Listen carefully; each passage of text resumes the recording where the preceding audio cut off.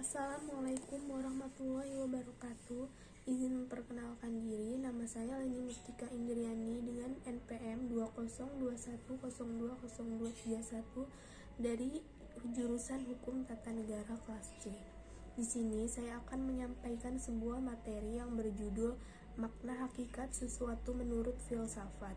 Definisi hakiki atau esensial adalah pernyataan hakikat sesuatu, yaitu suatu pengertian yang abstrak, hanya mengandung unsur-unsur pokok yang diperlukan untuk memahami suatu golongan tertentu dan untuk membedakannya dari golongan-golongan lain, sehingga sifat-sifat golongan tersebut tidak termasuk dalam hakikat sesuatu itu.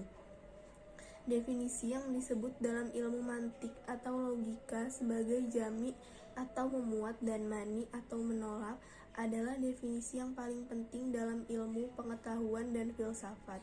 Definisi itu tersusun dari jenis yang terdekat atau genus proximum dan perbedaan spesifik. Jenis atau genus ialah setiap pengertian yang menyatakan hanya sebagian dari hakikat sesuatu.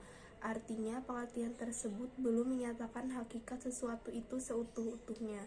Perbedaan spesifik ialah setiap pengertian yang membedakan golongan dari jenis genusnya, misalnya membedakan manusia dari hewan.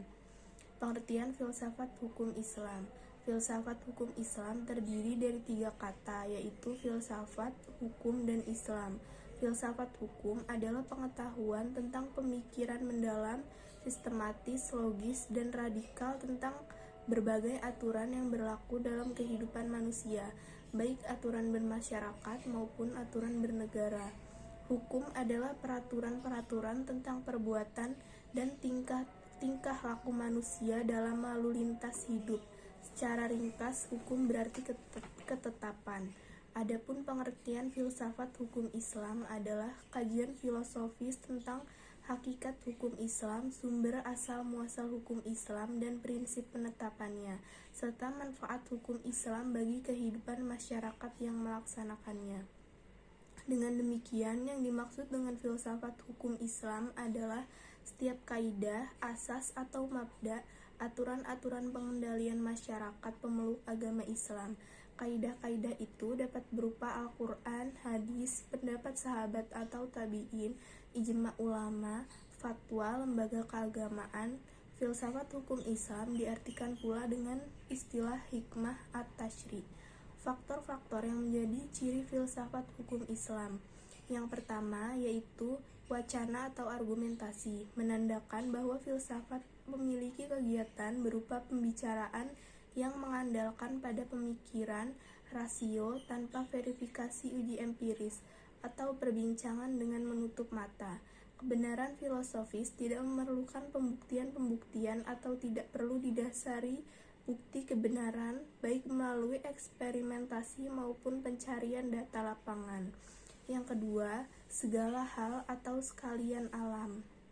Artinya, semua materi pembicaraan filsafat adalah segala hal menyangkut keseluruhan yang bersifat universal. Tidak ada yang tersentuh oleh pembicaraan filsafat. Ada atau tidak ada permasalahannya, filsafat merupakan bagian dari perbincangan. Hal itulah yang membedakan antara filsafat dan ilmu pengetahuan yang membicarakan lingkup tertentu. Semua yang dikaji oleh ilmu pengetahuan dijamah oleh filsafat, karena inilah universalisme filsafat. Yang ketiga, sistematis.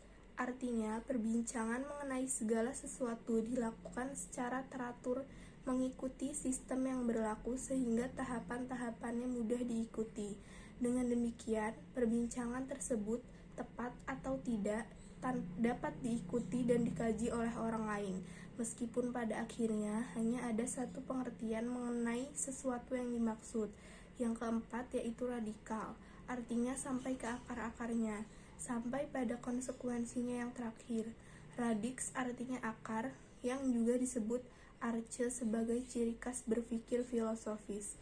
Perbedaannya dengan pengetahuan adalah adanya asumsi sebagai titik tolak yang disebut sebagai keyakinan filsafat.